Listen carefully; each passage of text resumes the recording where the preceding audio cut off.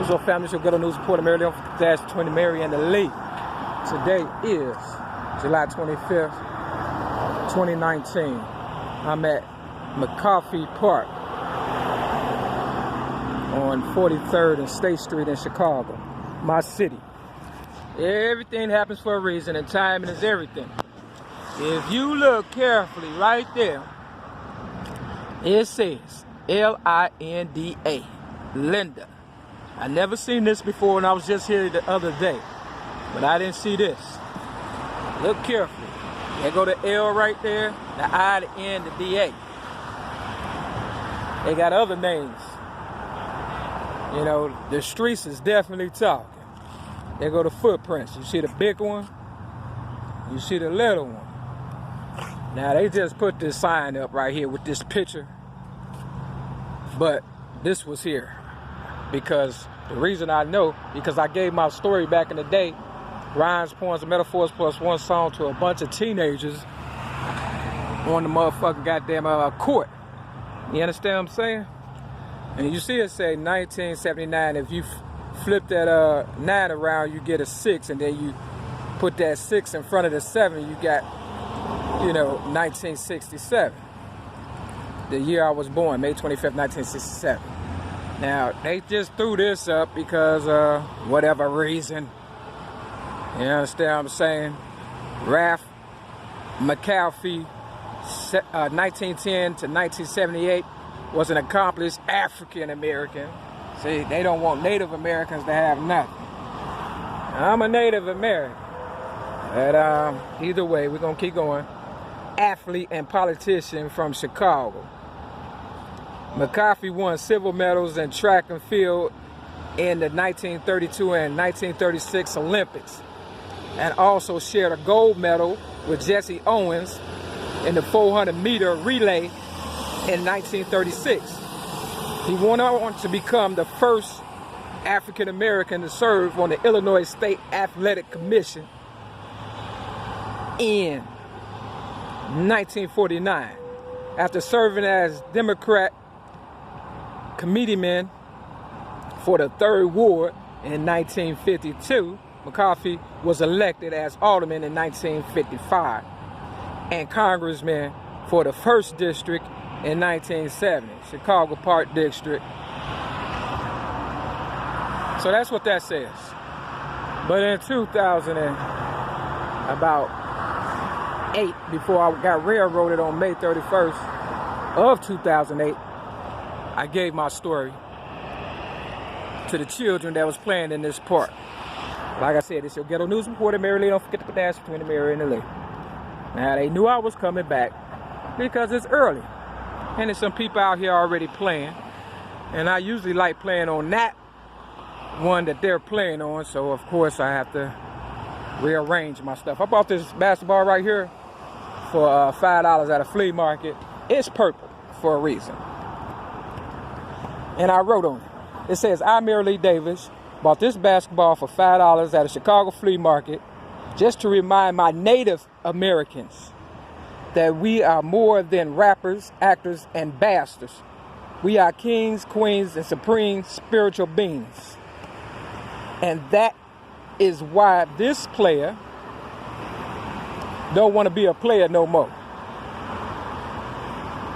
Why not? Because at the game of life and death, don't want to be a player no more at the game of life and death. Why not? Because I love me some me today. And that is why I chose you, me, Mary Lee Davis, to hit winning shots or hit the winning shot. Why? Because I knew you could do it. The right thing. Written by the original Mary Mack. Alright, so I might have messed it up a little bit, but at least I got it together in the end. That's my point. You understand what I'm saying? So, I'm hoping this is not a blood sport game. You understand what I'm saying? Because this little painting on the playground you know, wasn't here. They just painted this. And there's some slip and slide and stuff. You can break your neck on this. See the concrete over there, they over there. That's why I usually play. You can break your neck on this though. This ain't good. So this a junior NBA. You understand what I'm saying? I remember I was up north at Potawatomi Park on Rogers and Roosevelt. Rogers and Walcott. My sister Linda Nelson, you know, house is 7547 South Walcott. And I shot 3 baskets, you know, I think it was like 3 3-pointers or whatever and stuff. But I didn't know that at the time I shot them baskets, that Jordan School was right across the field. It's a school called Jordan up north. I didn't know it at the time. I was just shooting baskets. You know, I got witnesses. And do you know they changed that whole playground around because they didn't want me to be the MVP? I mean, that's what it all boils down to. They don't want me to be the MVP because I'm a girl. And the guys be feeling some kind of way when girls, you know, it's just as good as them. So yeah, this is not a good court to play on.